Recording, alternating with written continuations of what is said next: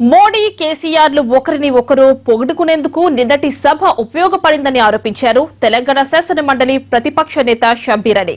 కేవలం ప్రధాని ఆశీర్వాదం ఉంటే చాలన్న కేసీఆర్ కోట్ల మంది తెలంగాణ ప్రజల ఆకాంక్షలను ప్రధాని దృష్టికి తీసుకువెళ్లడంలో విఫలమయ్యారని ఆరోపించారు షబ్బీర్ అలీ.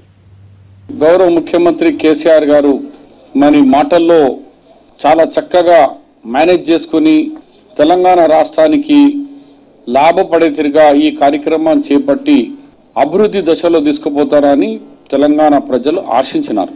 కానీ ప్రధానమంత్రి మీటింగ్ అయిపోయిన తర్వాత చూస్తే కేవలం వాళ్ళ ఈ ఇద్దరు ముఖ్యమంత్రి గారు ప్రధానమంత్రి గారు ఒకరికొకరు ఆశీర్వదించుకుంటూ తెలంగాణ ప్రజలకు చీటింగ్ చేసినారు. తెలంగాణ ప్రజలకు మోసం చేసి ప్రజలు కూడా ఏ ఆశించినారో ఆ ఆశ నిరాశలో మారిపోయింది.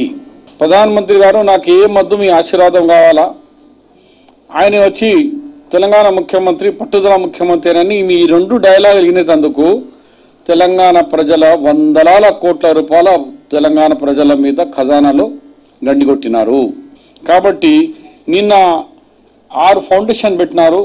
6ట్లో కూడా 6కు 6 కాంగ్రెస్ హయాంలోనే మేము చేసి శాంక్షన్ చేసిన దాదాపు పని పూర్తి అయిన దానికి ప్రధానమంత్రి గారు వచ్చి దానికి ప్రారంభం కానీ శంకుస్థాపన చేసినారు.